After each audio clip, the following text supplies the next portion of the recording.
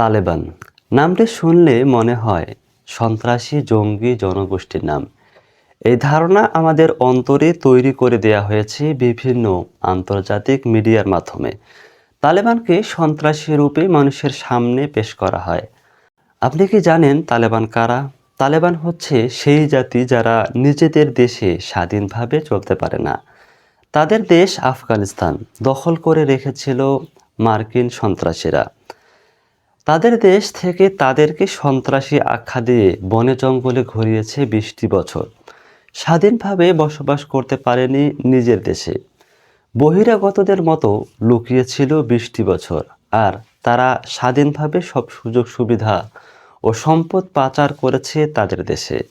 আর তারাই নাকি দেশের শান্তি রক্ষার জন্য দেশ দখল করেছে। সম্পদ লুট করাই তাদের মূল উদ্দেশ্য ছিল। যতবারই তালেবান নিজেদের দেশ ফিরে পেতে চেয়েছে, নিজের দেশ ফিরে পেতে সংগ্রাম করেছে, ততবারই তাদেরকে মুক্তিযোদ্ধা না বলে সন্ত্রাসী রূপে পৃথিবীর বুকে দাঁড় করিয়ে দিয়েছে এই আন্তর্জাতিক মিডিয়াগুলো। আর মানুষ সাধারণভাবে তা বিশ্বাস করে নিয়েছে। দীর্ঘ 20টি বছর তারা ক্ষমতা দখলে রেখে দেশটাকে পুরো ফাঁকা করে, আর যখন কিছুই নেই তখন তারা তালেবানের কাছে চুক্তি করে ক্ষমতা দিয়ে সৈন্য প্রত্যাহার করে নিজ দেশে চলে যায়।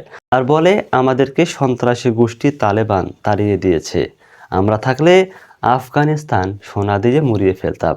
আর 20 বছর তারা শাসন করে হাজার হাজার মানুষ মেরে পুরো দেশটাকে পুরো শ্মশান করে রেখে গেছে। তালেবান ক্ষমতায় এসে যখন দিশেহারা, রাজ্যে নেই কোনো সম্পদ, রাষ্ট্র পরিচালনা কিভাবে করবে, কোষাগার তো ফাঁকা।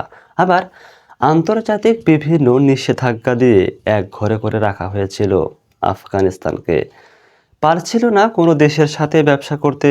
বিভিন্ন সমস্যা যখন বিরাজ করছিল, তখন তারা তাদের আন্তর্জাতিক মিডিয়ার মাধ্যমে প্রচার শুরু করলো তাদেরকে তাড়িয়ে দিয়ে তাদের এই দুর্দশা। আর আমরা আবারও তা সরল মনে বিশ্বাস করে নিলাম। আমরা কবে বুঝবো সঠিক বেঠিক বিষয়গুলি? তাদের এই বিষয়গুলি সিনেমাকেও হার মানায়। তালেবান হচ্ছে নির্যাতিত নিপীড়িত মুসলিম জনগোষ্ঠী। তারা সন্ত্রাস বিরোধী, সন্ত্রাসী নয়। ধন্যবাদ সবাইকে।